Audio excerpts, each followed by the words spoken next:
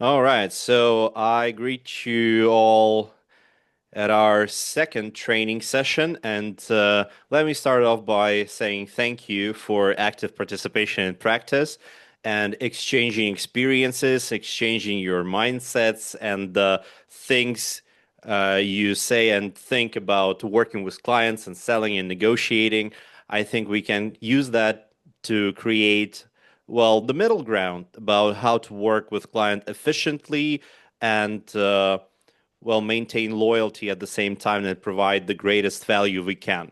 Today, we're gonna go deeper into the flow of working with a client. We're gonna exchange experiences about working with different types of particular clients and their needs and how to create value for them.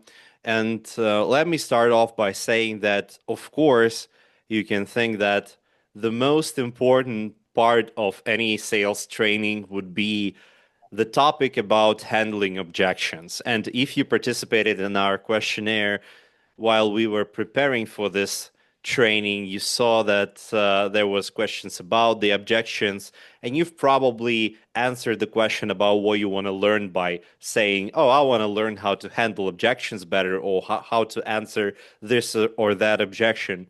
I think that sometimes there's a lot of things you can do to prevent the objection arising at all, right? Because if we do everything correctly, well, client still can have some sort of questions, but it doesn't always should be in the form of objection or doubt of some sort. So if we work correctly, if we build our flow correctly, there would be less objections to work with in the first place. So despite the fact that we are going to talk about handling objections in our I think we're going to start talking about after New Year, right? But before that, I think it's a good idea to try to focus on every single way we can try to improve our strategy in order for less objections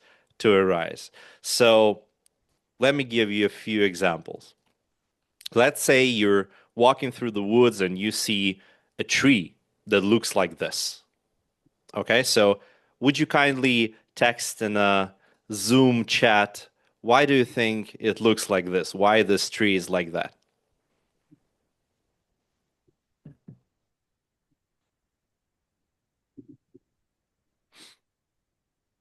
He'd had a bad day.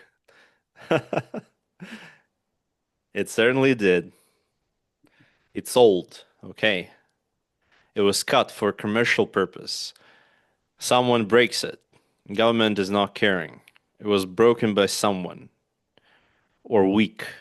Okay. Weather. It was cut down some years ago. Bad weather conditions. Tree haters. Yeah. Probably broken by wind. Its head is taking a walk. Lightning hit it. Okay, beautiful.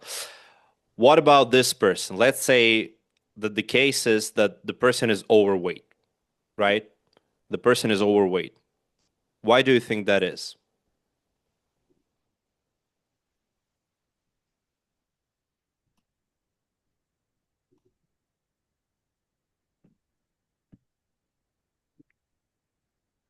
Loves cakes, health, eating disorder, medical condition, scale is broken, eating disorders, health issues, or whatever.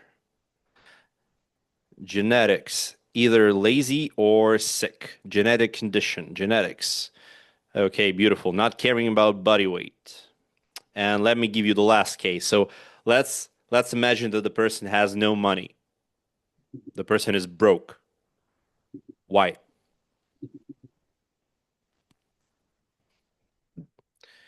Loves eating, by the way, can be the answer to both, right? Loves eating too much.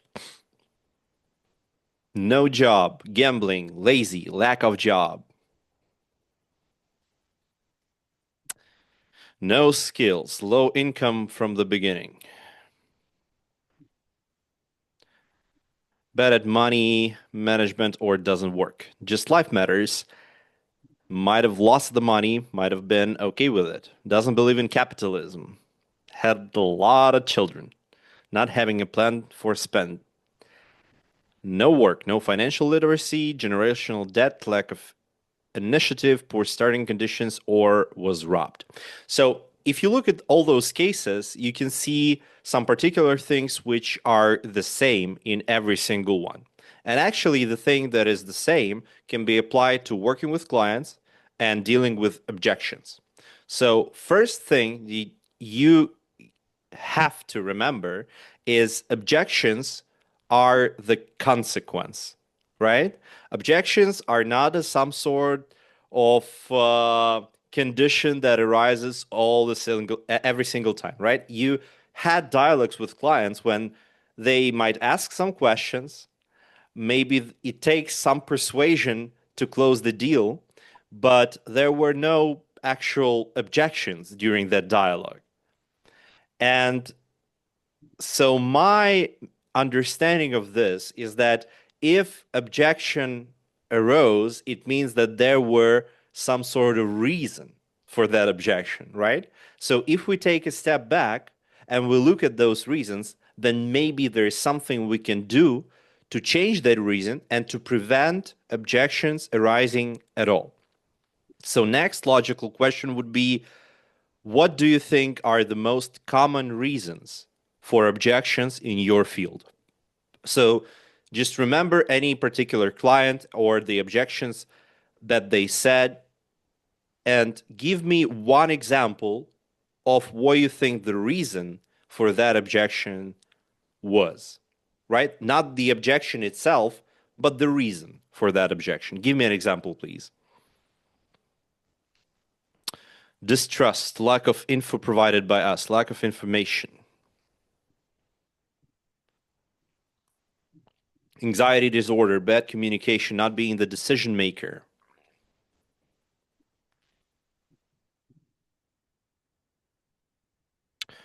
They are not aware about the costs, bad experience and fears, budget, being a guy from photo number 3.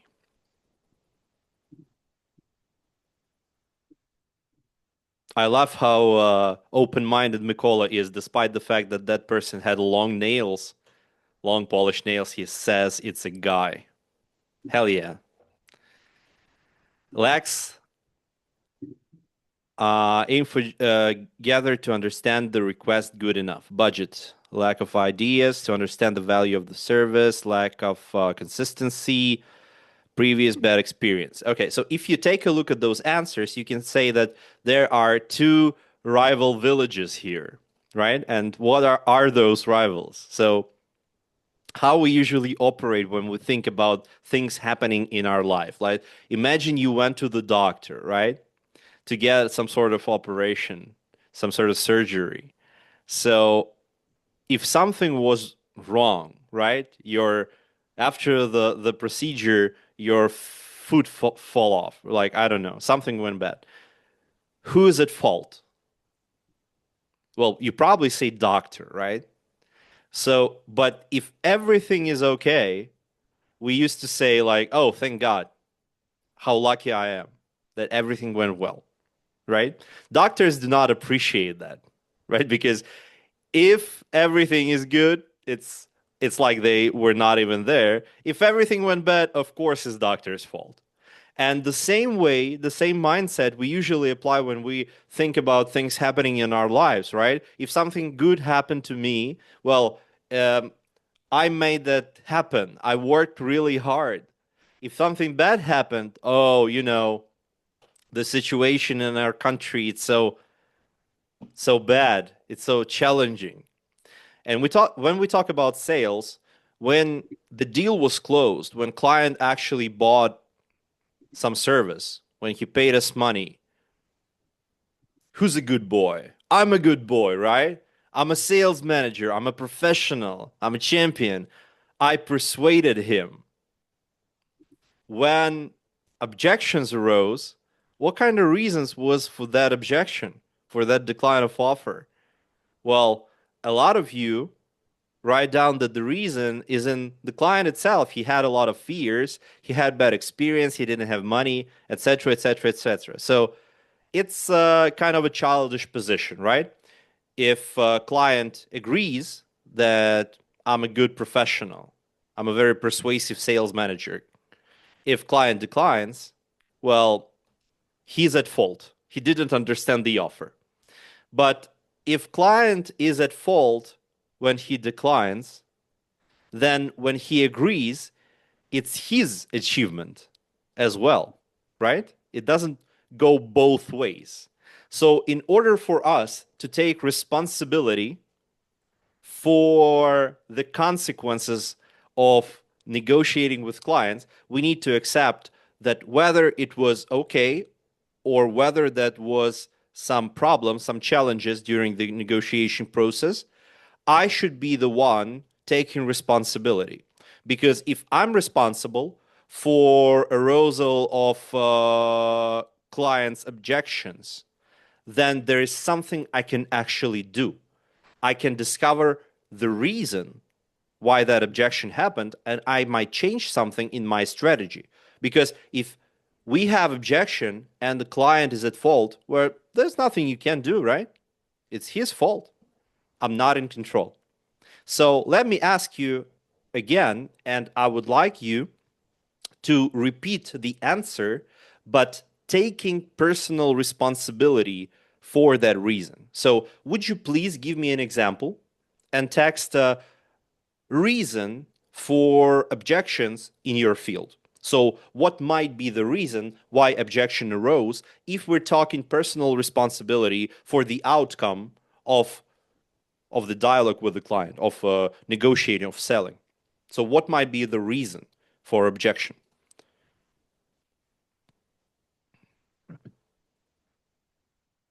Not telling information in clear form, lack of information provided by me as a sales manager, lack of information, okay, not giving price ranges since the beginning, too pushy, lack of well-detailed information, needs not addressed. Sales manager Victoria says like, we are the problem, wake up. Okay. Not enough info gathered to prevent objection by fighting better options. The manager didn't provide enough information. Poor coherency, lack of trust. Omar, would you kindly explain that point to me in few words? You can use your microphone, it's okay. Hello, is my voice clear? Yeah. Okay, so I think lack of trust is like when the patient starts feeling the like there's a lack of information and which leads to a lack of trust because the patient feels like there's something fishy going on, that it's a scam or something like that.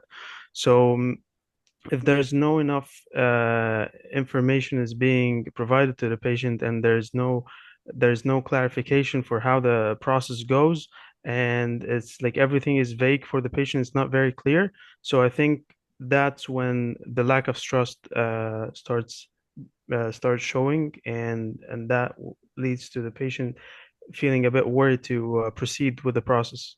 Okay, beautiful. But um, please listen to like your little presentation here and hear how many times you've spoken about the client and how many times you've spoken about us, right? As a sales manager. So it's Uh-huh. not a lack of trust, which is Okay. the reason. If it's lack of us building that trust, right? It's Yeah, yeah, me exactly.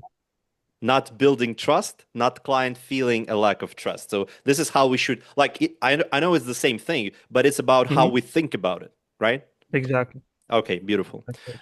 And Alexandra says the wrong way of providing the info and not listening to the patient.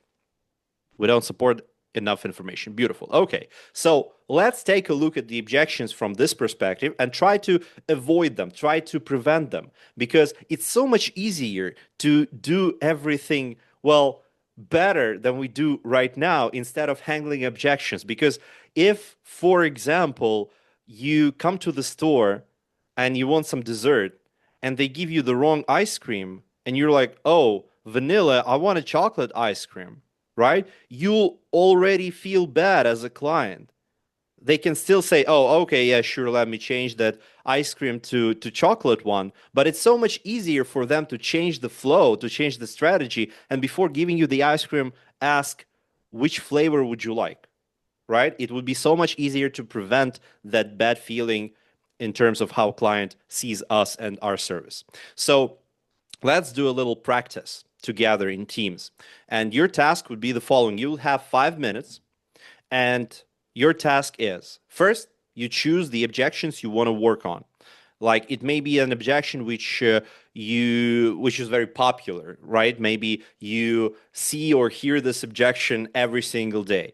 Maybe you can take an objection which is more challenging. For example, an objection that you are scared of. You don't know how to work with it, so you hope it won't arise.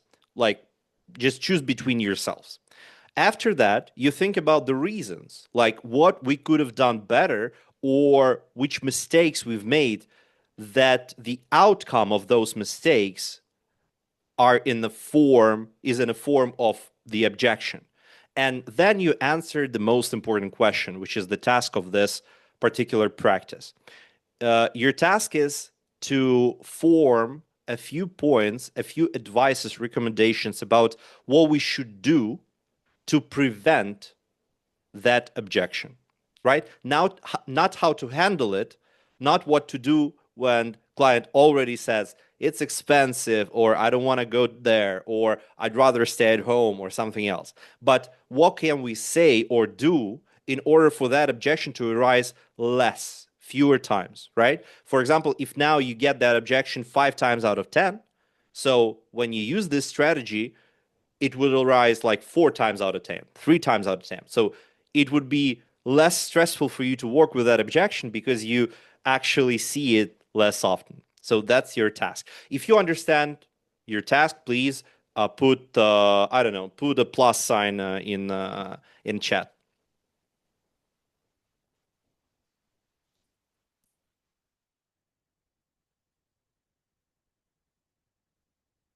Okay, beautiful. So now I'll create the breakout rooms. You will have 5 minutes to work on one objection. At least a few points should be made about how to prevent it, and we'll exchange experiences after you get back. So I open it right now, and feel free to join. Let's go.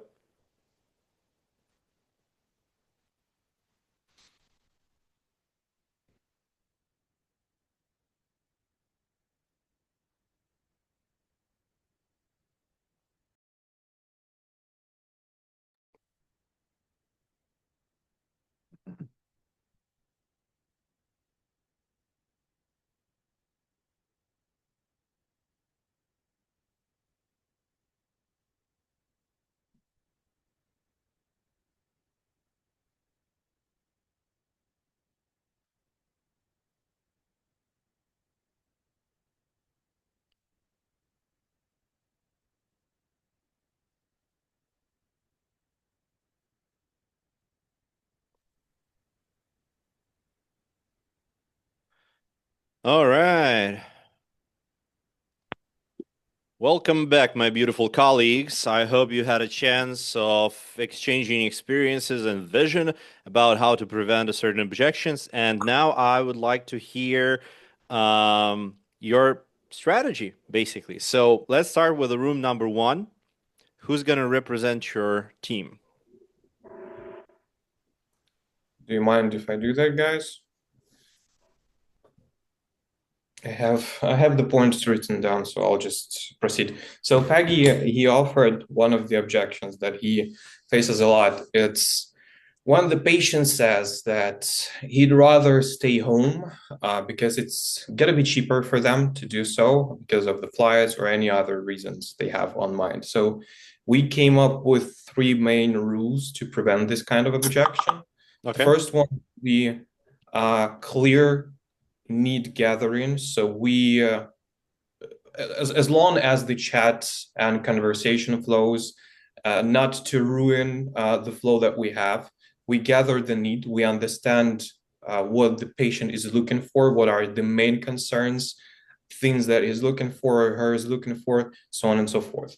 Second one would be a clear pre-offer. That's one of the stages that we have in our flow that allows a patient to see what they should expect from their offer when they receive it from the clinic, from the personalized one. It also includes the costs and other details, so the patient can see approximately what we can get in the end. With this cost, it allows them to understand if it fits their budget or not. And the third one would be, it's more like a work with objection, but again, we can give them some basic idea that uh, go into this specific country where we have much more providers, even though it might be a little bit more expensive, could give them a much higher level of service than they can get locally in most of the cases. Okay, That's the so three. basically to like present the country, right? Yeah, in a better way. Okay, and can you clarify, please? You said the second point was to give a clear pre-offer. Uh, how is it differs from not clear pre-offer? Well, basically, we can give them just some vague info about the clinic without providing cost details or package details. So it can be like you could or could not get this or that without getting into deep information about what are the previous cases, how it usually looks, so on and so forth. Okay, beautiful. Thank you so much, and thanks to team number one. Let's give them some reactions or applauses, and let's move on to team number Excuse two. me. Yes. Sorry. Before we proceed, I would like to know exactly what are your thoughts about the argument of Maxim, and also I would like to know if there is any advice that you would like to provide us because we are facing this situation. So I think you are the professional mostly, and I would like to know if there is any advice that you would like to give us regarding this situation when we have a client that said they prefer to stay in their own country for the surgery because it's cheaper or something like that. What do you suggest?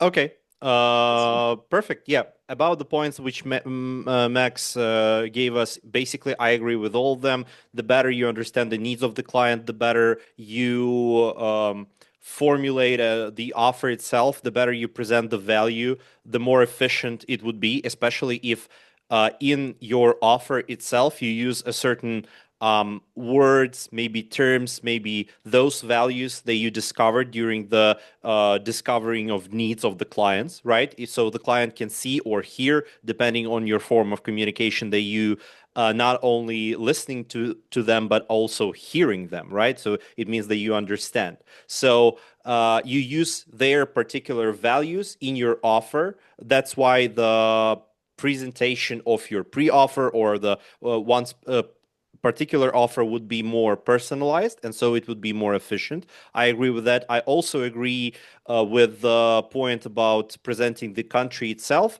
although uh, I would probably recommend not to talk in the form of like some people say, right, that for example, this country can have bad reputation for this procedure, but I can assure you that if you go to this clinic, blah, blah, blah, I would present it in the form of that just encouraging him or her, your patient, to uh, actually not only consider but to choose this particular country, right? So not only during the offer present the clinic, the doctor, the procedure, the service itself, but also present the country, but present it in a way that if client didn't think about, well, I would rather stay at home. Uh, if if he didn't think that you would not give him this impression by trying to prevent that objection if it was to arise, right? So maybe just get rid of anything doubtful in your presentation of the country itself. And basically, I don't think there is much to add because I think that it all depends on the form of words, the specific language you use when you present the offer itself, and which needs and motivation you gather when you qualify the client. Because from your chats, which I surveyed when we were preparing this training, I've seen that a lot of times, well, basically you qualify the client in terms of like need, budget, deadlines, right, and so on. But it was almost like absent when you ask a client about his wants, needs, maybe in the nuances you should pay attention to, his motivation, what's important to him, which criteria would you use to select which clinic or country you would go to, what's important to you, right? Would you kindly tell me that? Because if you ask those kinds of questions, you can make more personalized offer, not only presenting the the offer itself, but also presenting the results the client is going to get. And if he sees that, okay, I don't really need the procedure, right? I need to get rid of certain problem, or I need to get certain result. That's actually what I need. So if you use that in an offer, it would be more efficient.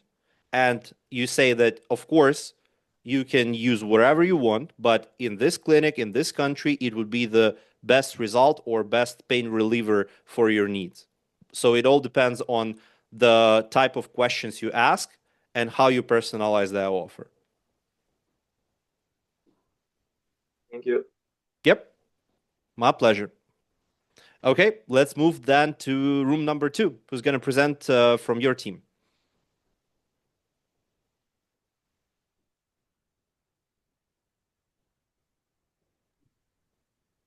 I always forget. Please mention who was in this room. Yeah, sure.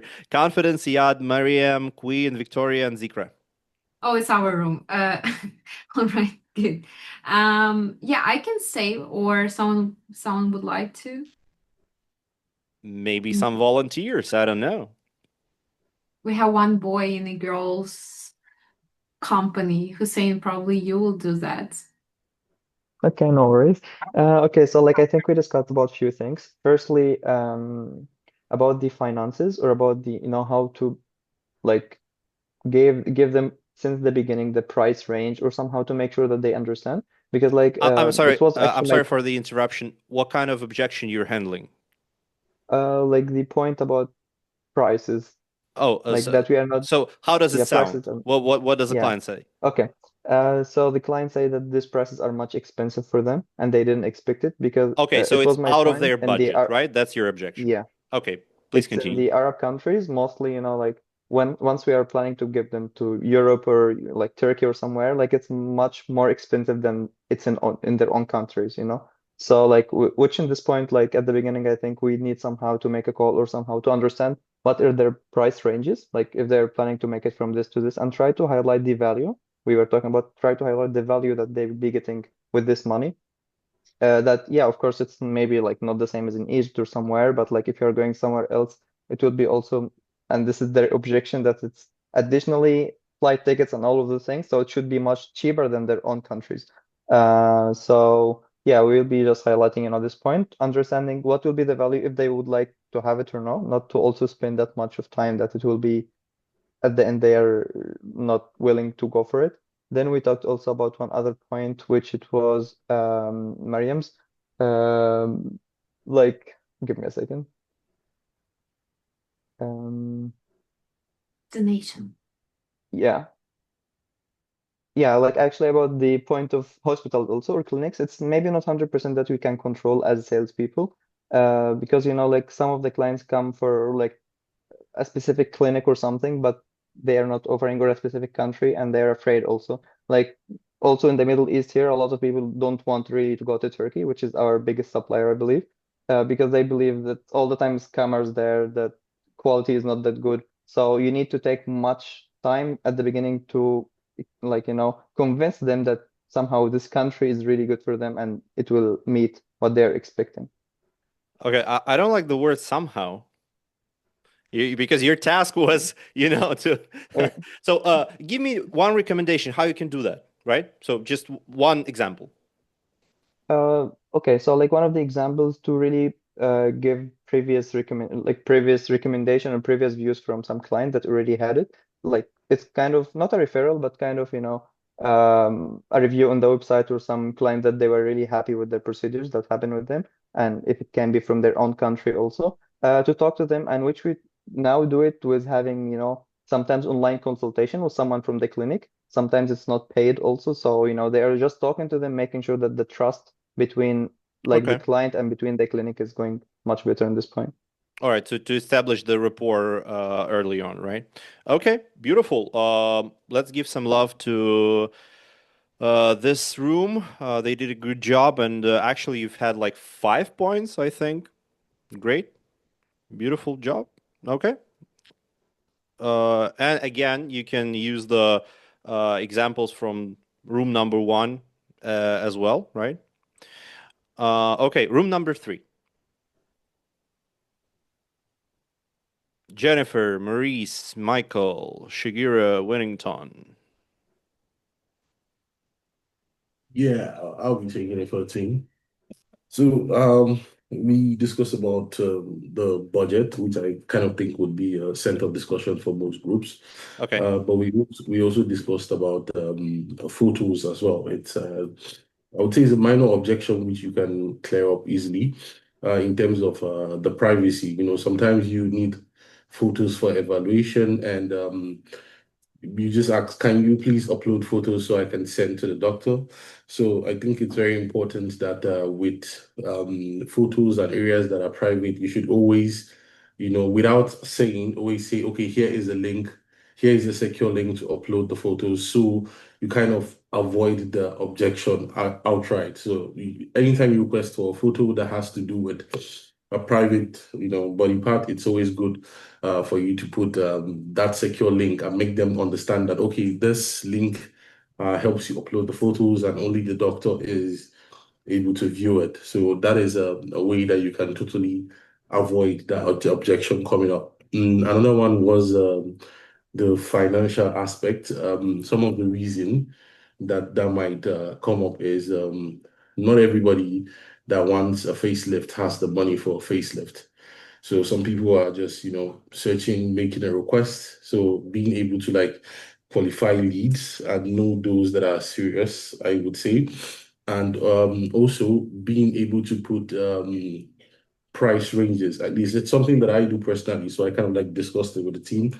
Like, let's say, for example, we have a clinic called Dr. Safa Manav Clinic, and they do facelifts for about 9,000 to 11,000.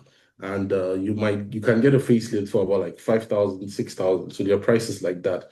So when I give, especially my pre-offers, I give very good, budget in the distance in the budget range. So I give like, let's say, 6,000 to 11,000. So if they ask me why is the range that much, I explain to them that the 11,000 upper range is most likely going to be the price, but the lower end of the budget means that I can secure a package for you of this cost. So this eliminates the need of discussing budget later. Let's say when the offer comes out from the clinic, then it's 11,000 and it's too much for the patient. So the patient is going to be just outright going to ask you, what about the 6,000 option you told me about? So you go straight into discussing another option as opposed to handling an objection of the budget. It doesn't fit my budget. So I think those are the ways that we discussed that we'll be able to avoid those objections from ever coming up. So providing a secure link for the photos, not overestimating your patient's pockets.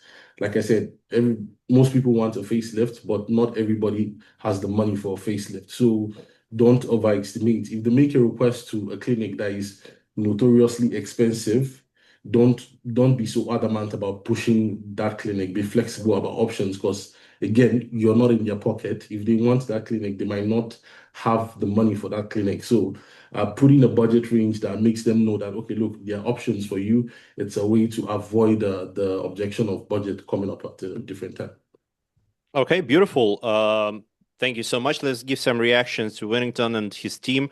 Let me get this clear about the first and the last option. So the last option is about giving basically different options to the client. Am I understanding that correct?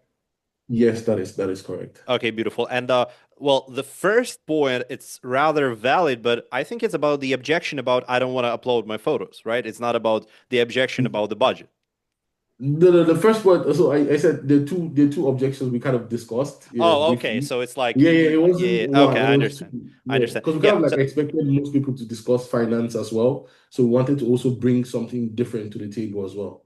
beautiful. So what your colleague is presenting here is basically the technique of pre-framing, right? By setting expectations. So if you just send a link and say upload the photos here, it's one thing. And if you say here is a secure confidential link, please upload your photos here, you're pre-framing, you're setting an expectation that it is secured and it is relatively safe for me, right, to do that. So you can use that with other objections and problems as well by pre-framing the information which is you're gonna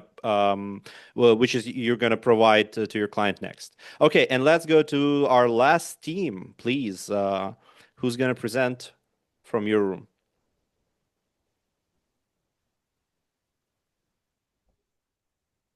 Maybe I will start and then someone of my teammates will continue.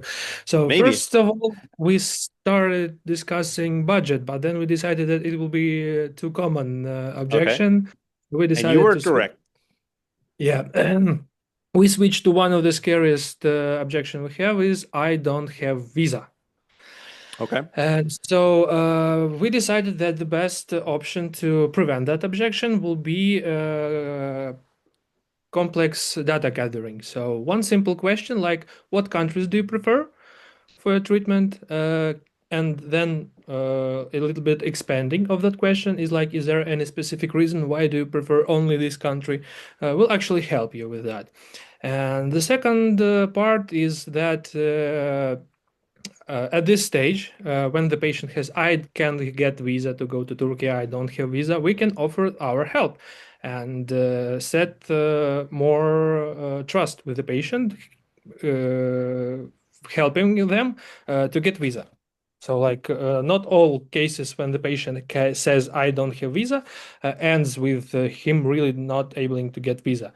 But it's about solving this problem, right? It's not about preventing. Not exactly. So sometimes it's about preventing, sometimes it's about solving. It depends on the situation. Okay.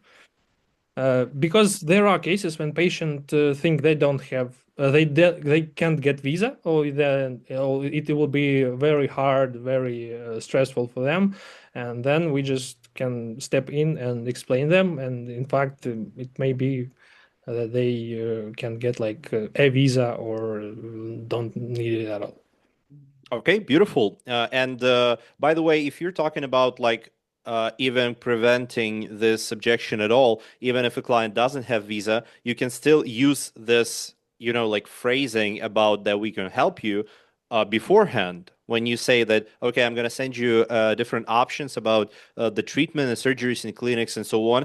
If for some reason it would be a challenge for you to get to a certain country or you don't have visa, don't panic or anything, will help you get through this. We have a special service, blah, blah, blah. So you can say it beforehand, right? So when a client sees an option which he likes and he doesn't have visa, instead of saying, I don't have visa, like it's an objection, he would say it just like a question, right? Like a request, because you already pre-framed that we will help if you like a certain option, but you don't have visa. Right. Okay, beautiful. Let's give some reactions to Mykola, and he said that maybe the team will follow. Is there anything else the team wanna add? Nope. I think he covered pretty much everything that we have talked about, so nothing to add. Okay, he covered pretty much everything. Okay, beautiful. So I think a lot of points mentioned by your colleagues are interchangeable, depending on different objections. And let me share a few more examples for you, which I find as the most common reasons in sales process which lead to the outcome of objections or declining or ignoring your messages. So for myself, I discovered that the 5 reasons are the most often the reason for objections, and the first one is called vitamins. So I have this question for you. When usually people take vitamins? When they decide to take vitamin? When something goes bad, their test results are not okay, usually. Okay, Or so for prevention, like for prophylactic, I don't know this word in English. okay. Yeah, preventing some sort of disease, yeah. Yeah. When they feel tired, commercials. When they had lack of specific one, when needed, when there is a deficiency. Okay, okay. Well, in my personal experience, usually people take vitamins when everything is all right, but they think about the future, right? It's like, well, I feel good right now, but I want to keep feeling better later on, or maybe feel the same, not feel worse, right? I don't want to be pirate in 13th century dying from some sort of vitamin deficiency diseases and having my teeth fell out, and so on. So I decided to take vitamins, but usually people don't run to the pharmacy to get vitamins if they ran out of it, right? It's not a sort of good of something that you have to buy right now and have to pay a lot of money for. So the first reason for objections is when we give an offer to a client in the form of presenting it as a vitamin. When any person hears an offer, they automatically decide whether to put it into category of vitamin or put it into category of painkiller, right? And on the other hand, if it's a painkiller and you run out of painkillers and you have some sort of ache, right, some sort of pain, you will go to the pharmacy this evening, despite that you're being tired. Maybe you will pay more money, right? Because, like, I'm in pain. I need to solve this problem right now. If I run out of vitamins, well, I can wait till, weekend. We will go to the mall and I will buy it then. But if you run out of painkiller and you're in pain, you're willing to pay more money and you're willing to pay it now. So basically what it means when you present an offer, you need to make sure that the way you present it, it feels like your offer is a painkiller, not a vitamin. So vitamin is something you can take and can, skip. It's okay. You're not going to die. Nothing's going to happen, right? But it's a good offer. You should probably consider it, but you know. On the other hand, the painkiller is like, if you're not going to take this, you're not going to reach your goals. You're not going to get rid of the pain. You're not going to feel relief. So after we discover the client needs, when we offer them something, we need to show them that this offer is actually a painkiller for their pain. It's something which will help them to achieve their goals and satisfy their needs. If we present it this way, there will be less objections. If not, let me think about it. Speaking about time, the second objection is exactly about that. So when client says, I might need to think about it, or let me consult a friend, or let's talk about this after the Christmas, right? Why do these objections occur? So basically, you can say that, well, we didn't make the client feel safe and they're scared and they're not ready and so on and so forth. But actually, the real problem is that they're not on a time limit, right? So they do not feel the urgency. They do not feel that they need to grab this offer right now. And the reason for this objection or these types of objections is that when we communicate with client, we do not use what is called a sales triggers, right? So sales triggers is a tool in the negotiations arsenal which allows us to shorten the time frame during which the client will make his or her decision, right? So for example, we use deadlines, we use fear of missing out, we use deficit, saying that well, there's only one available spot in December, right? Should we book it? Because if you do not use sales triggers, there is no need for the client to make a decision now. If you explain to him why making decision today, this week, is more beneficial for them in a long run or in short terms, then there is more urgency and more reasons for them to make a decision and not to wait until next year. The second reason would be that client feels irrational, and that reason occurs, well, usually it's like a money objections, right? So it's too expensive, give me a discount, it's out of my budget, and so on and so forth. It's because it feels irrational, right? Last week we talked about how to make client interested, and we said that in order to make client want something, we need to show that the value is much heavier than the price, right? It's bigger than the price. So feeling of irrationality comes when client feels the price is bigger than the value, meaning that I would have to give out more in order to receive less. And so it feels irrational. So I say it's too expensive, or I would rather stay at home, or it's out of my budget, and so on and so forth. So making sure that when we offer and present something, we paint a picture that you're going to get so much more and so much more value than what you invest in terms of money, in terms of your emotions, in terms of risks, in terms of time, and so on and so forth, that it's a very good investment, right? You're not spending money, you're investing in your happiness, in your health, in your safety, maybe in your beauty, whatever it takes.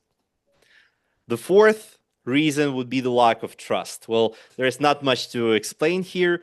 When we're building an offer, when we're negotiating, we need to build rapport. We need to create trust in ourselves, in country, in a clinic, in a doctor, in a procedure, surgery. So the client, when he makes a decision, he would trust that decision, because even if the price is right, even if I understand that it will help me to satisfy my needs, if I don't trust, for example, a coordinator or a sales manager that presents me with an offer, well, the offer looks good, but should I believe it? I don't know, right? Because the clinic right around the corner, well, I've been there. They seem all right, but if I go to Turkey, I don't trust that clinic, right? I've never met a guy.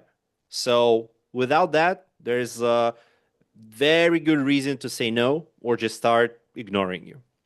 And the last, which is my favorite reason for any kind of all sorts of objections, is called the squirrel syndrome.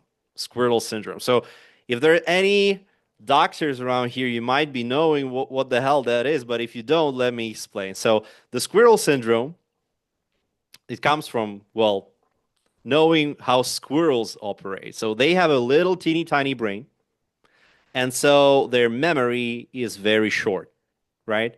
And so it leads to the process when they act chaotic as hell. They go with the flow. They don't remember shit, right? So they find a nut, and then they hide a nut to consume later on, and then they forget where they hid it, right? And then they find their own nut, and they think it's a new nut, and then they eat, and they forget that they've eaten, and they overeat, right? So they move chaotically without a system, without planning, without anything. And so for me, this feels very familiar in terms of how salespeople operate on a regular basis, right? So do you know which is the most oftenly used, the most popular strategy of planning the day in sales department? So the most popular strategy looks like this. I'm going to have my coffee, and then I will see how it goes. Okay, that's the most popular strategy. And I think you can understand that sometimes, right? Sometimes this is how we all operate. So instead of being a squirrel, instead of building a system, a planned ahead process, so we can analyze what went wrong and what went well. So we should leave that, and we should correct some steps. We just go with the flow, right? And so all sorts of objections arise. And today you found a nut and you're happy, but you have no idea why you found it. You didn't have a goal, KPI to grab that nut. You didn't know whether you're gonna get 1 or 10. You don't know, right? But you didn't find it. You're hungry, but again, you didn't have a goal to become full. You didn't have a goal to eat. So the first thing we need to do to get rid of a lot of objections is start acting like squirrel and start acting like a professional. So there's a guy called named Gary Player. He's 18-time world champion in golf, right? So he knows something about systematic results, highest level possible. And he has this very popular, oftenly used phrase. He says, the more I train, the luckier I get. And for me, I think it feels a lot like working in sales. So the more you prepare, the more you plan ahead, the luckier you feel. And sometimes your competition can say, like, oh, he got lucky with that deal, right? Or with that patient. But what luck actually is when preparation meets opportunity. Because if you are not preparing for something and opportunity arises right in front of you, there's little chance that you can grab it because you are not prepared. Most of people who win a lottery, they go bankrupt within the first year after winning a lottery. Why? Because they didn't prepare. They don't have financial literacy. They didn't study investment strategies. So although the opportunity is right there, they don't have luck because they're not prepared. So my next question to you is, give me please an example of how can we prepare for a sale, for working with our clients? What can we do to feel and act more ready? Give me one example, please. To study the patient medical history from the beginning. Beautiful. Okay, study the patient medical history. Great. To keep Understand the expectation. Come again? Understand the expectation of the client. Okay. It's not about preparing maybe for a sale, but during the dialogue itself, right? Preparing for closing a deal, right? Preparing for the offer. Okay, beautiful. So let's read some chat. To keep health in check. Oh, I think it's the previous one. I'm sorry. Know all special deals we can offer. Study the patient needs. Know all information about the clinic we need. Study the product. Ask relevant questions. Gather all previous experience. Okay, beautiful. All good examples. Let me give you one more, which actually is not mentioned for now. Educate ourselves regarding the procedure. I feel like make them comfortable and make them Lab is like the chat. Oh, okay. Okay. Yeah, Thank the you. more comfortable they feel, See, the more I study right alongside you. Okay, beautiful. So my suggestion would be to plan ahead the work with your client base, because managing your client base is like 50% of success. This is the exact reason why usually vacancy in sales, the position is called sales manager, right? Because our job is to manage the sales process. So tell me, please, do you know what sales funnel is? If you do, please put 1 in chat. If you don't, please put 2.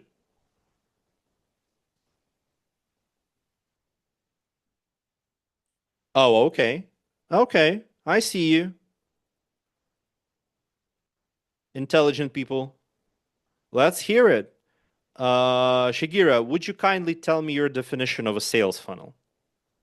Yeah, sure. So basically, it's our path from the first at our job, from the first contact till the program agreed, until we closed a deal. Okay, beautiful. All right. I like the way you think. So, let me add a little bit of my own definition. So I would say that it's a sequence of action that moves client from point A to point B. And the reason why I don't actually mention what point A and point B is because it can change depending on our goals and where exactly we start. But I totally agree that it's a sequence of action, sequence of communications with client. So we lead him further to the finish line, right? And usually when we talk about sales funnel, we think about it that it looks something like this, right? From point A to point B. So tell me, what do you think a point A is?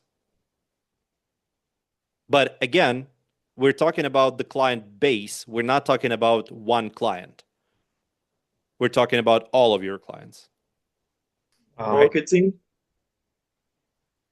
I'm sorry, team?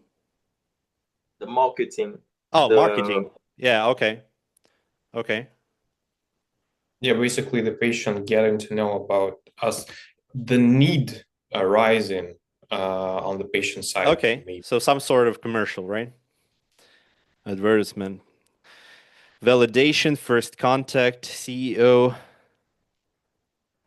My beautiful people, again, we're not talking about one client. We're talking about client base as a whole. The first thought of the fact that they need to do something. Alexandra, how are we going to put it into the system? How are we going to count that? We're not gonna put it, but they're gonna start searching for the procedures and they're gonna find us, no? Oh, okay. So we're going So to calculate everything the search from the engine, yeah? first- Okay. Exactly. Okay. So need number of clients, and they won't find us without right CEO. How persuasive Mikola is. Okay. So, all right. If to sum up, I would say that point A is the resources that we have. To make it easier, let's pretend, for example, that point A is all of our clients, all the leads that we have to work with, right? Everyone we can contact. So what the point B is?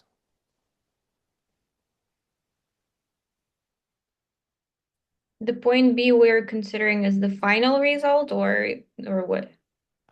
I'm asking you. Okay. Then I would say it's arrival to the clinic and getting the procedure Okay, done. arrival to the clinic and getting the procedure. Okay, beautiful. Learning which requests they submitted, like the procedure, etc. Commissions paid, closed deal. Okay, so again, it's a goal, right? And it can depend on our funnel. It can be closing the deal. It can be signing the document. It can be receiving payment. It can be arriving at the clinic. It can be post-sale feedback and getting referrals, right? And getting a positive review so we can use it to work with other clients. So it really depends, right? But again, we go from all of our sets of clients to a particular goal, and the more we can bring there, the better it is. So what would you say would be the point where we start planning process? So do we start planning from analyzing resources, or do we start planning from setting a goal? Would you put a letter in the chat? So A, if you think we start planning from resources, or B, if you think we start planning from setting a goal.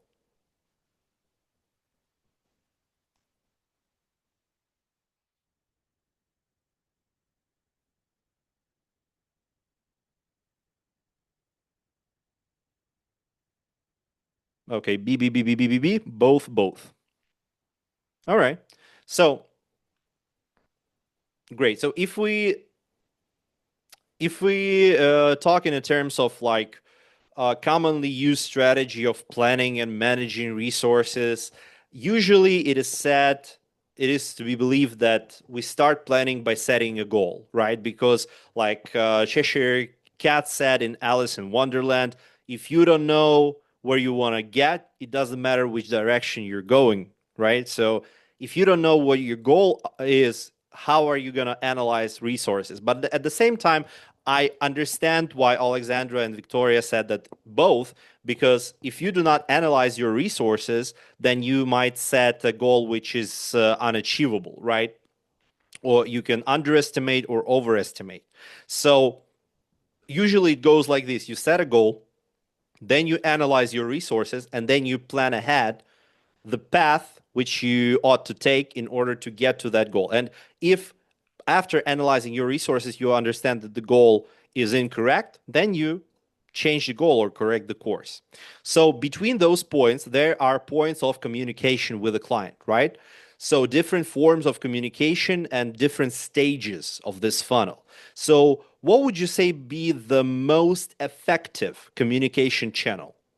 Where communicating with client will get the most results? What do you think? Okay, calls.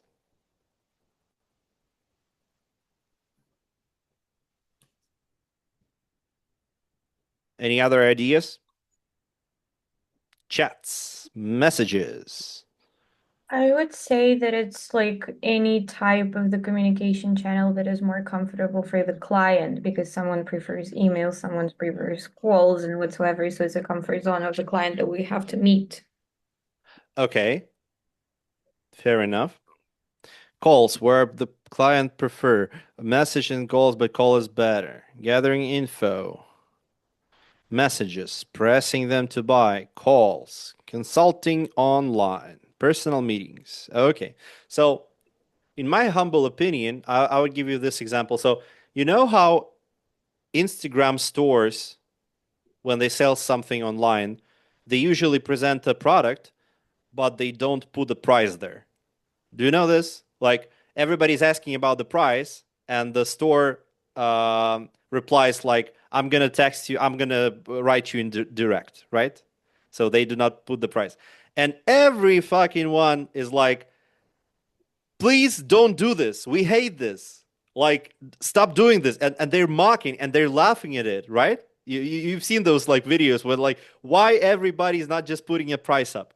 And if we would have listened to clients who joke about not putting price online and only communicating through direct messages, then conversion rate would be very bad.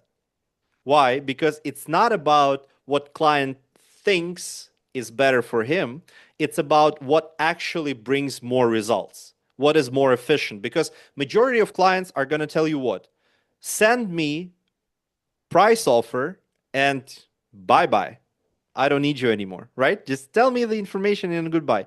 Would it be the most efficient way to just give them information and not follow up, not continue talking to them, not trying to persuade? No. But in client's mind, it's gonna be the same way we think about purchasing when we are a client, right? I'm gonna decide for myself. But usually it's not the very efficient way. So basically, the efficiency of the communication channel depends on how many ways we can communicate different information using that channel. So we have 5 senses. You know that, right?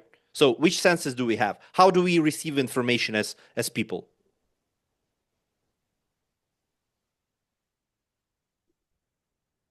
It's like hearing, seeing, Okay, hearing, seeing, touch, Touch. smell, something else. smell, Taste. and Verbally. Taste. verbally it's hearing, right? Oh. And yeah, taste. Taste. So basically 5 senses. And so depending on how many of those channels we can use in a communication channel, the more efficient it's going to be, right? Because we have more tools to influence the client. So the less efficient would be an email, right? Because only seeing, only text and some maybe presentation. And it's okay not to answer email, to ignore it, it's very long feedback time, and it's okay to ignore an email. It's like a norm, right, in our society. Way more efficient would be a messenger, a chat, social networks, for example, because although it's again kind of the same as email, but it's way faster, right? You receive feedback faster, you provide information faster. It's more in the form of a dialogue, right? And even if a client ignores, you will see it faster. And again, it's so much easier for the client to close an email than to not answer your messenger message, right? It's like it's a bit harder. Phone, although uses only one channel as well, right? Hearing. But you know that voice is way more effective tool to persuade someone because voice creates more emotion, right? If you're using only text, it's so hard to create emotional feedback from a client. And again, it's so much harder for client to get off the phone with you rather than to close a message or delete an email. It's a bit more hard because phone is more personal. Video call is way more efficient because again, you have more time, quicker feedback, and now you vision and hearing at the same time. He sees your mimic, your gestures, your beautiful smile. You pretend like you're looking him or her in the eye. So it's way more efficient as well. And of course, in-person meeting is more efficient than that, but again, we don't use it. We don't use it, right? So the idea is the following.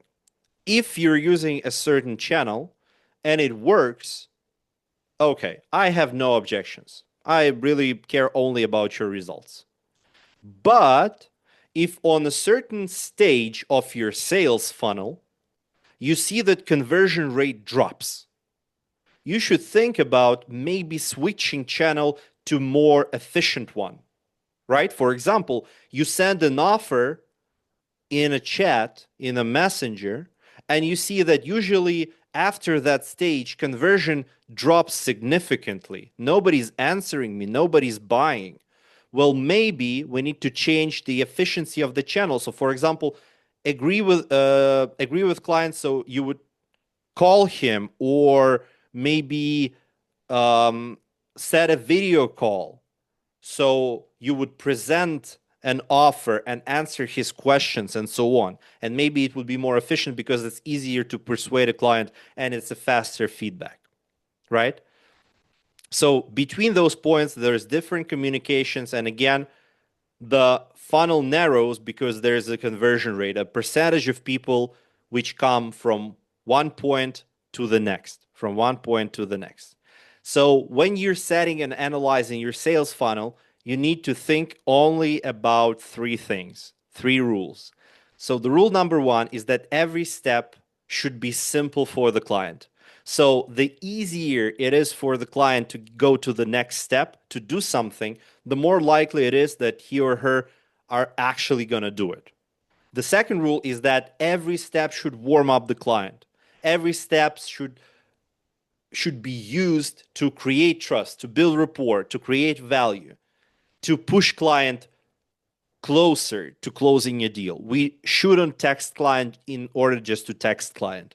Follow up to follow up. No, we need to use every communication to get client closer to point B.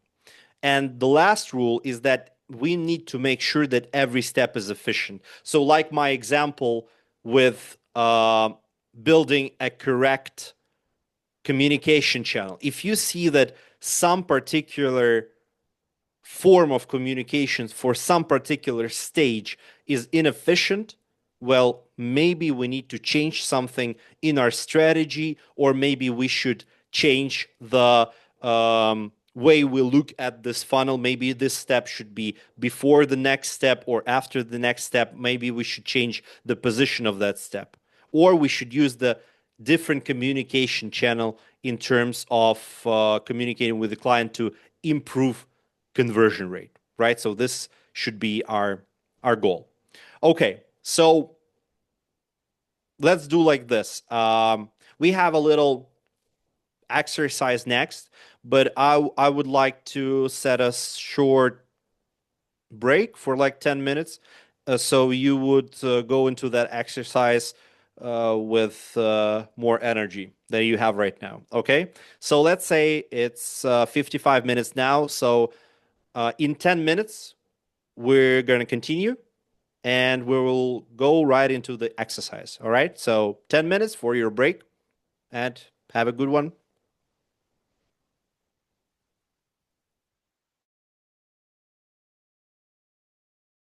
into the practice. So what we're going to do now is we're going to try to build a sales funnel for a particular type of client.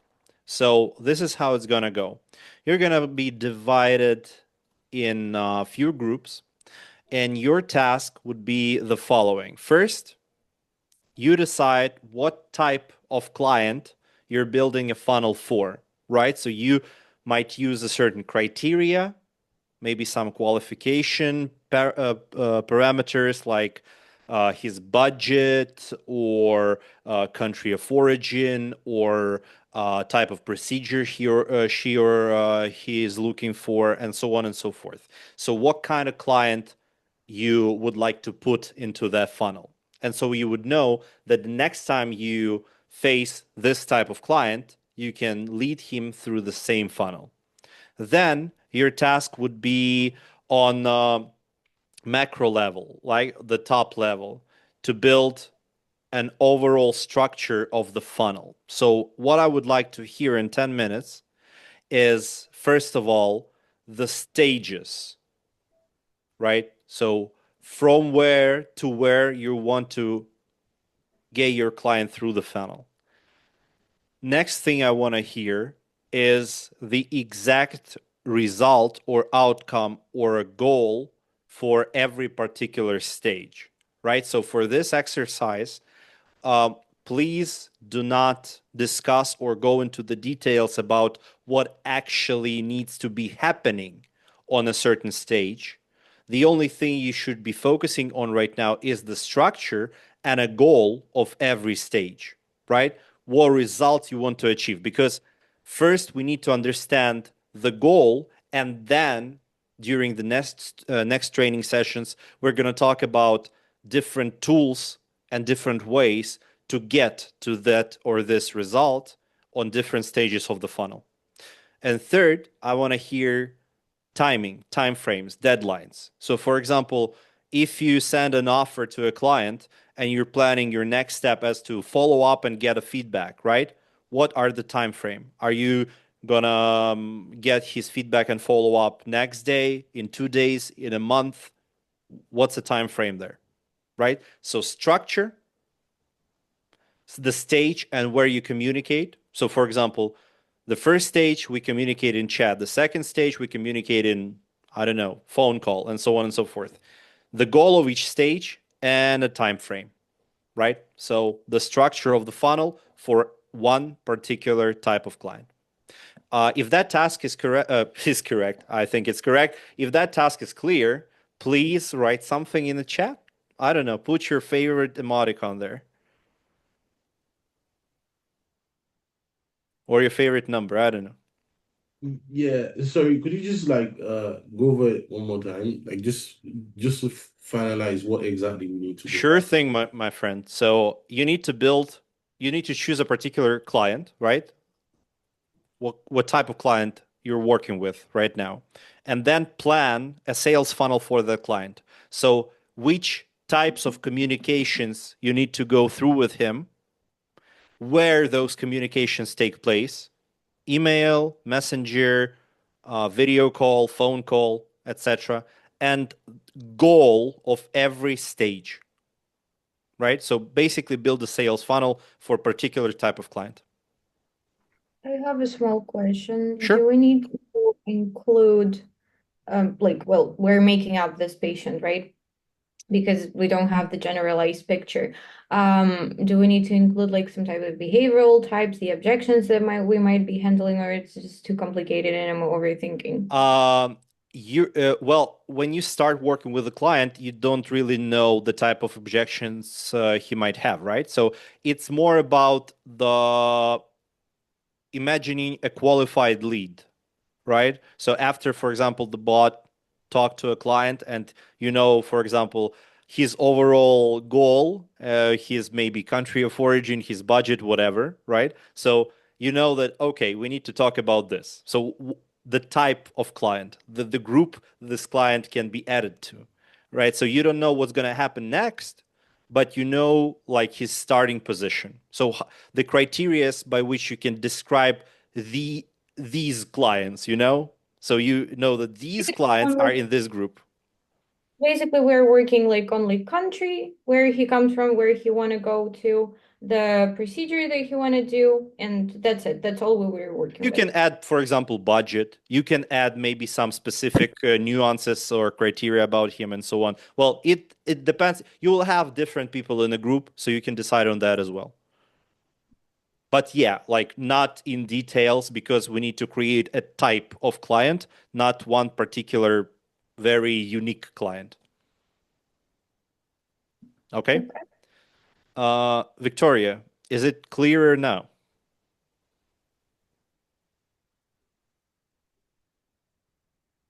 Yes, it's clear. Thank you. Okay, I'm glad to hear that. All right, so you'll have 10 minutes, so work quickly and efficiently. I wish you all luck, and let's go. Join the breakout room.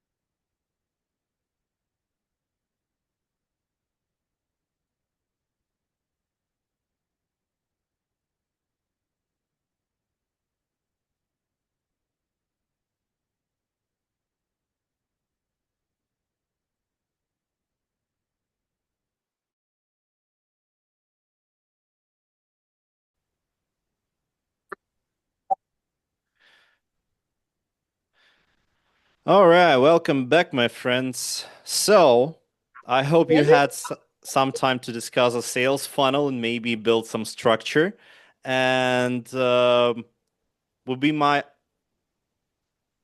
pleasure to hear it. So, let's start with room number one. They've actually were done before the time went out. So, I suppose Max is gonna sum it up, right, for us? Yeah, that's correct. Okay, so let's hear it. Yep. Yeah, we've decided that our case is going to be about a sex reassignment surgery patient, 35 years old, from Germany. They already have the hormonal replacement therapy done. They have the gender identity disorder certificate ready. So basically, it's a perfect patient for this kind of surgery. The only thing we need to do with them is to go through the funnel and close them. So the first step is going to be analyzing the information that we have about this patient to have some general idea of what we're working with, and so we can present ourselves in a correct way. The second step is going to be greeting and a presentation. So we come into chat, we greet the patient, we tell them who we are, what we're going to do, what the simple next steps are going to be for the patient to understand and the reason for that is going to be for the patient to understand who he's working with and what we're going to do next. The And third are you step, communicating in the chat? yeah, sorry, I forgot to mention. All of these steps are going to be first in chat. If there is no answer in chat, we use calls, and if there's no answer in calls, we send an email. So we basically move from the most efficient way we use to the least efficient way of communication we use. And that's going to be applied to all of these steps. All right. So the third step is going to be details gathering and pre-offer, basically to understand the patient need in general, to understand what they're looking for, and to give them an understanding of what we can get for them. Once it's done, we get an offer from the clinic. It usually takes some time, so we send this information to the clinic while they work on it. We do present a referral system to the clients, and we can get some more information, get a little bit deeper chit chat with them to understand their case even more. Again, we present referral information to bring their friends, maybe possibly somewhere in the future.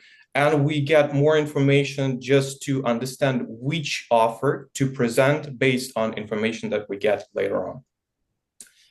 And the next step is going to be presenting the offer. That's going to be the first step that changes the timeline of our communication. Before that, all of the steps were done in a gap of 48 hours. All the next steps are going to be done once in 24 hours.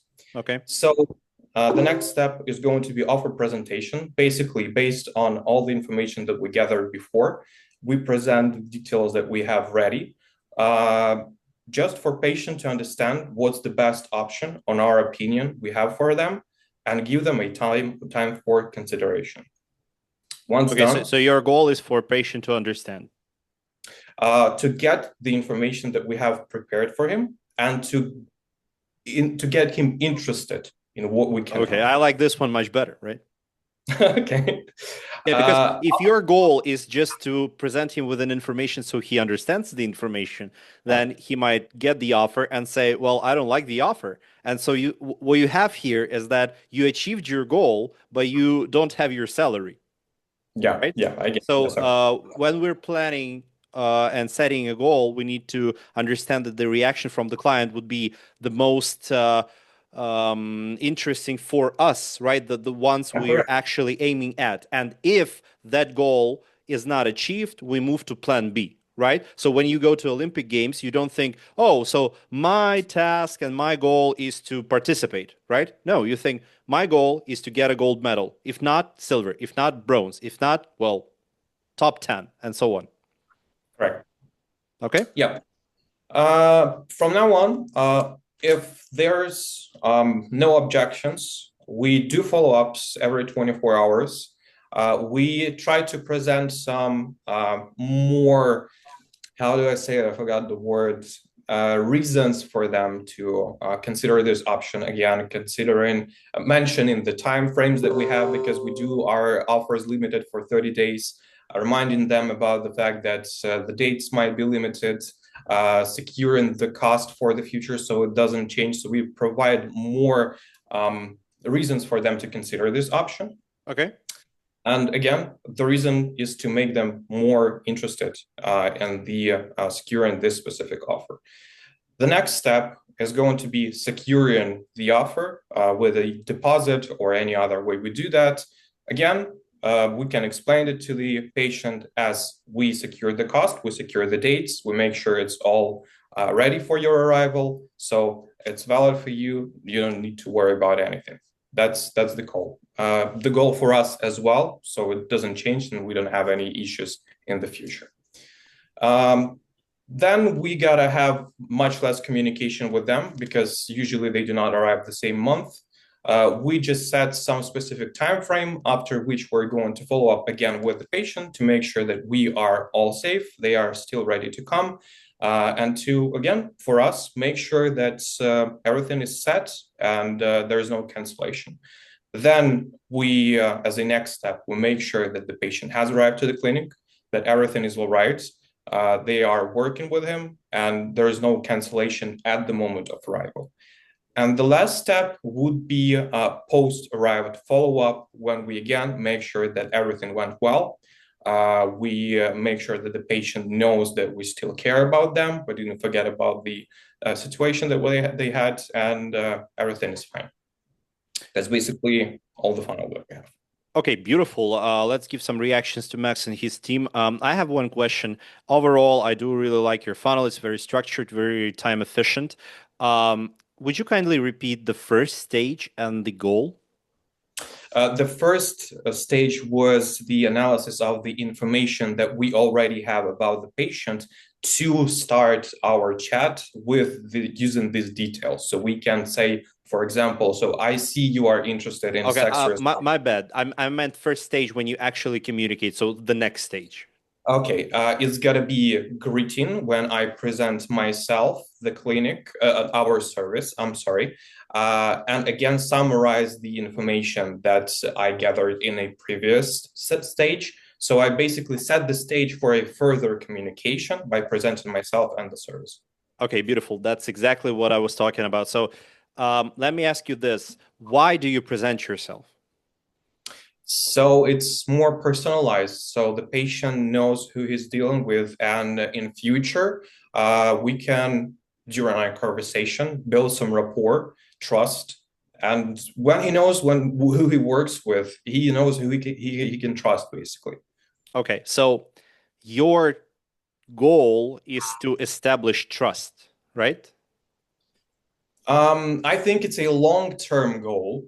I'm not doing that with this specific step. It's Well, kind of a start building build-up. trust. Yeah, it's kind of a build-up to start building Okay. trust. So basically, the point and the reason for my question was the following. So let me show you this. So when we're talking about building any sort of business process, we need to make sure that when we set a goal, we set it in order to get a certain reaction from the client, not just to perform an action, right? So because the way you've put it is that my first step, well, the second step is to introduce myself, tell him this and that. And so what can happen is the same thing we discussed about the presentation, right? So you can present yourself and client is going to read it and he's going to like, nah, I don't want to talk to this guy, right? So what happens is that you achieved your goal because your goal is to present yourself. What your goal should be is to, for example, make client want a response, right? Get a response from the client. Sell him the idea of speaking with you. Make him interested in our communication. That should be a goal because when we set a goal for every step of the funnel, we need to think about what I want my client to do, feel, or say, not what I want to do. Because what I want to do, there could be hundreds of different strategies, but the goal should only be one. And when you have a goal in order, for example, make client interested in conversation, then you can try this strategy, this strategy, this strategy, and see which one works best, right? So that's my only concern with this particular instance. And other than that, I do really appreciate your work. So thanks again. And let's move on to room number 2. Should I announce the participants of that room? All right. So Zikra, Victoria, Omar, Mariam, Jennifer, Iyad. Yeah, this time the presentator gonna be Jennifer. Okay. Yes, so I'll be taking the presentation now. Okay. So Victoria says that Jennifer is volunteer. Beautiful. Yes, I am. Okay, Jennifer, Okay. the stage is yours. Okay, so our client will be a client who is coming for revision. It can be a facial lift revision or a rhinoplasty, which is the most common one we get to see in Bookimed. And we'll be going through some stages. So the first stage will be the contact of the lead. And not just she coming for a revision, she also has like a fear of quality and concerns, but also keep in mind, she mentioned she has unlimited budget. So she just wants to have somewhere she can trust and where she can go to and help with her revision. So the first stage is going to be the contact stage. So at this contact stage, it's really to get basic information from the patient and from the client, and also try to gain her trust via chat. And then would move on to the second stage. For the second stage is like the validation stage, trying to clear any doubt or anything that could lead to like a distrust from the patient. So the getting basic information of what happened previously from her previous rhinoplasty, leading her to wanting to have a revision rhinoplasty now. And seeing countries and things she's open to while proceeding with at this stage. Then we can go to the stage of like giving her pre-offers and saying that she's a patient of vision and a patient that has trust issues wouldn't just present one pre-offer or just one clinic. We'll give her an option of 2 different clinics and doctors with their experience. At this stage, she will feel more comfortable and like open to go ahead and choosing the clinic she would like to proceed with. Then would go ahead to go I'm to the sorry, next Jennifer. stage. Can I clarify whether this happens in a chat as well? For the pre-offer, Yeah. yes, the pre-offer happens in the via the chat because you're presenting 2 clinics. Okay, So it's beautiful. going to be And you said that the goal is to make her feel comfortable. yes. You know, she's coming for a revision and it's a case of distrust from her previous rhinoplasty. So Okay. if I'm So you want her giving to you feel like you're not pushing her into one direction, just for her yeah, to feel more safe, right? yeah, Okay. yes, exactly. Okay. Exactly. So from this stage, then would go through the normal sequence, which is the offer, where here you've gotten an offer back from a clinics you sent request to. Then you go ahead to present the offer to the patient. At this stage, it's very crucial to also proceed to setting a task or a goal for you to call the patient. You call her and walk through the stages of the pre-offer with the patient, telling her more about the clinic, the doctors, the experience, the budget, and saying if all this works together to making her feel less at fear and more at bay. I think that's the word to use. Yes. All So right. more comfortable. Yes. So after that, we can now go into the stage of negotiation with the patient to reassure the patient of the quality of the clinic and also the quantity of like we can set up consultations with the clinic and the doctors for her to know more about the doctor and have like basic conversations with the people that she'll be entrusting her revision with, like a video consultation with the clinic. So yeah, then the last one is basically like organization of the whole process why she's gone ahead to choose like setting up emails, her dates, and like emails to reassure everything is okay. So that's the last stage. Okay, so making sure that everything is okay. All right. Yes. All right. Let's give some love to Jennifer and her team. Thank you so much for your input. I do think that your funnel is pretty efficient, although what I would suggest working on in details, and you would have that opportunity during our homework, is that half of your stages are making client feel comfortable, right? And it's okay if that brings her to the next step, right? But maybe we need to differentiate somehow the goals for every particular state when there is an overall goal of improving trust. Because of course, when you're working with a client and leading her through the funnel, overall you want to build up rapport and chemistry and trust and so on. But maybe make a decomposition of that trust to different smaller and different types of goals, how the trust is built, and maybe try to focus on that particular reaction on that particular stage. And depending on stage, maybe build trust by achieving this goal and then by achieving this goal. Because again, if the goal is the same, it's like the stage is the same. So maybe differentiate a little bit more. Other than that, I think it's pretty wild. Okay, so let's go to the room number 3. So that's the last room. So if your team didn't answer, you're in that group.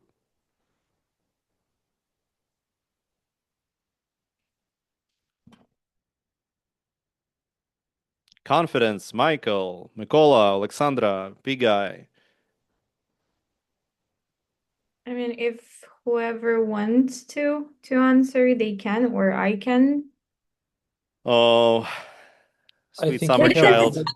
Didn't have the decide. written part. Come on. Maybe there is someone in this group who feels like he didn't put too much input into, being an active participant today. Like, I don't know.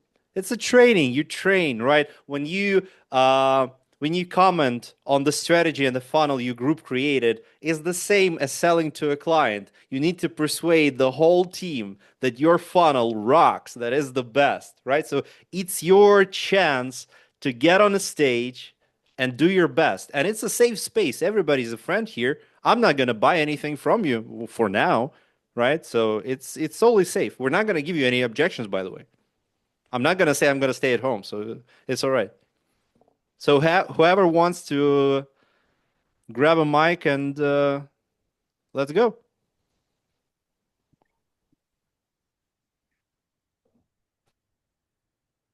Okay, in this case, I'm gonna go as far as everyone is silent. All right. So, what we did decide on, we took the basic client who actually is, I would say 50% of the ones that we have. It's the hair transplant guy from the US, wants to go to Turkey, just heard somewhere that in Turkey they're doing that and want to do it. Has no idea what he's talking about. We are talking Probably about TikTok. I've saw like 10,000 yeah, videos of that. most likely, of course, just like we went from here to there and that's it. Yeah. So we divided it into multiple stages. Of course, all of them are based on whatever funnel we have already. Okay. But still, so the first stage, of course, it's a greeting and some type of previous conversation. At this stage, we do need to understand like whether he understands what we are talking about or no, and whether he did some type of research. I feel like, at least, besides gathering the medical information, etc., etc. So the final goal for us is going to be to gather like as much information as we can from him and to understand whether he is actually like serious about that or is just about, checking and how do you say, shopping around. Yeah. Okay.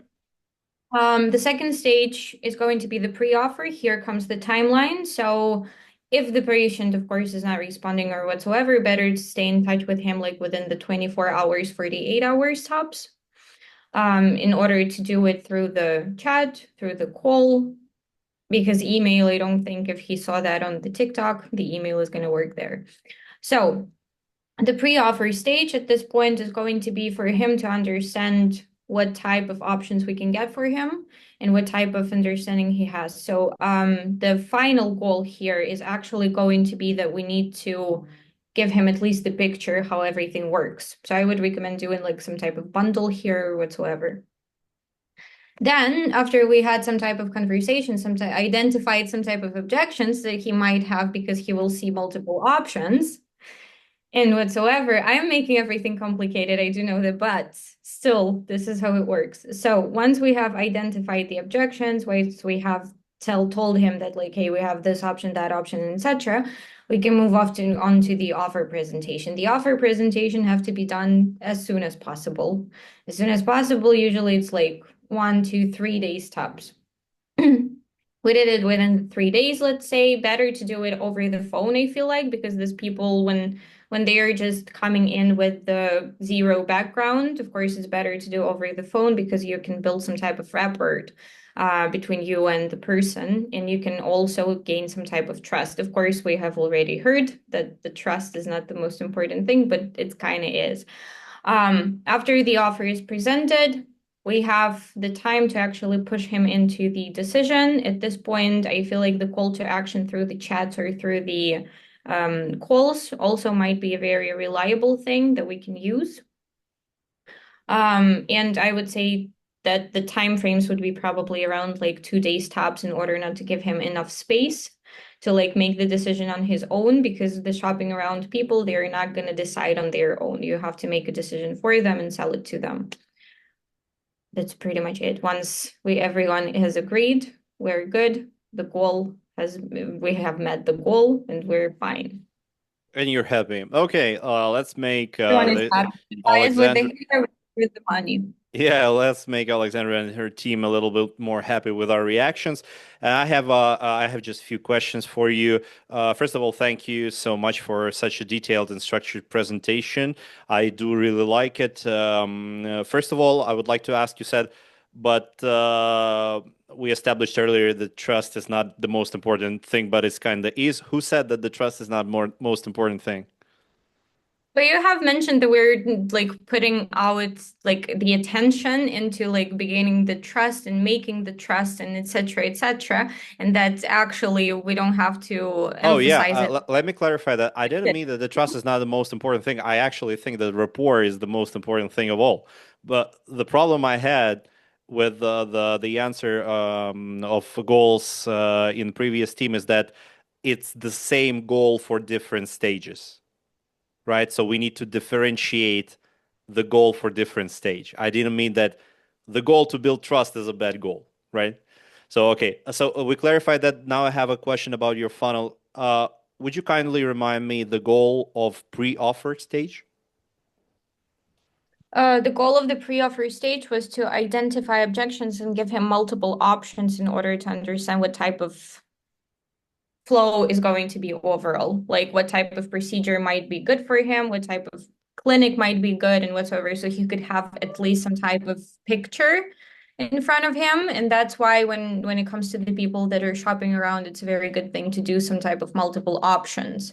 And based on the reaction to those multiple options, you can actually understand which one of those is going to work for him. Yeah, to pitch further. Okay, so what would be the best outcome of this stage?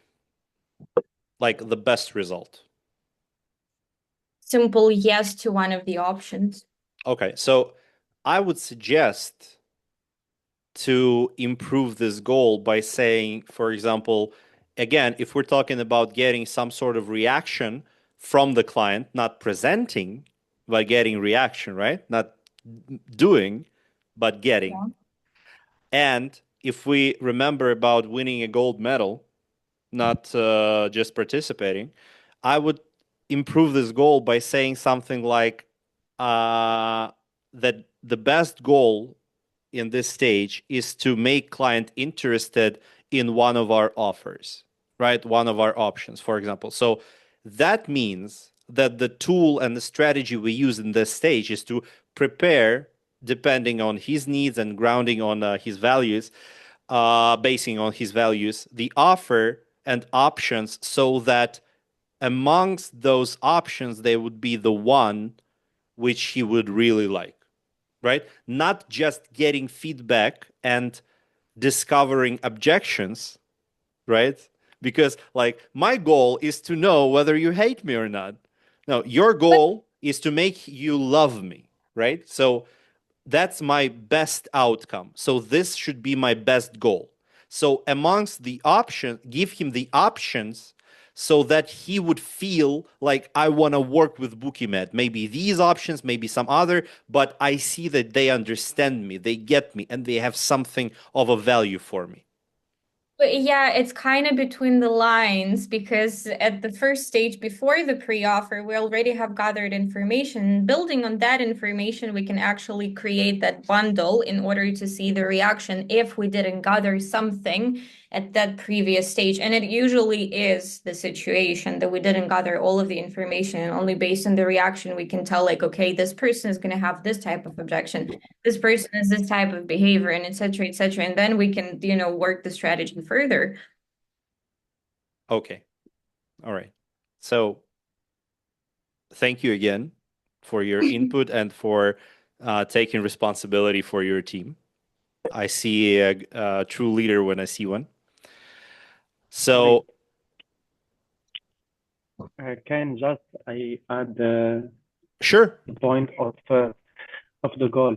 I think the best goal for all steps or all of the process is to convince the patient to take our offer with evidence, with examples. I think the best goal is convey to patient. For example, we are international company. We have some offer for you. We have like something like this. Yeah. Well, Yes. Yes. I fall in line with you in terms of it's our overall goal, right? So our overall goal is to win, but depending on the stage, the underlying smaller goal would be different on every stage, right? So my overall goal is to become a world champion, but my goal for today is train legs. For tomorrow, train my biceps, and so on and so forth. So, but overall goal, of course, we need to keep in mind ABC rule, right? You know, guys, the ABC rule? What's the ABC rule? Airways, blood flow. No, ABC rule means always be closing. Always be closing. So keep in mind that our main goal is to make client satisfied, create value, and get him to sign the line that is dotted, right? So overall, I agree, but making a decomposition for our overall goal to the smaller stages, the goal should be different for each step we take. Okay, so to sum it up, so if we plan ahead and we structure our funnel, so it would be a system, a mechanism which is clear and structured with information tracking. When we plan ahead, it gives us an ability to analyze what works, what doesn't, where conversion rate goes up, where it goes down.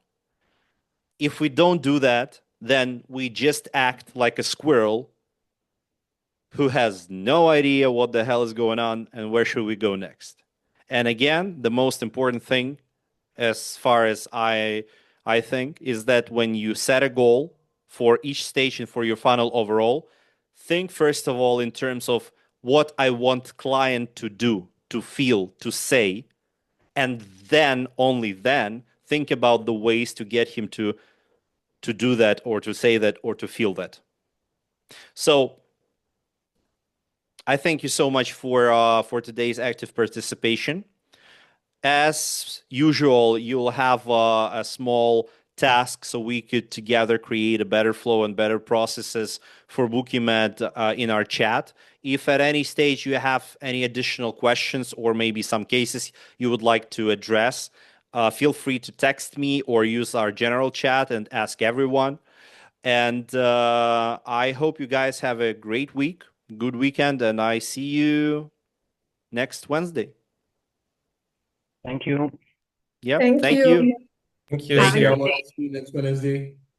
Thank Bye-bye. you. Thanks. Thank you. Have a Bye-bye. good week. Thank you.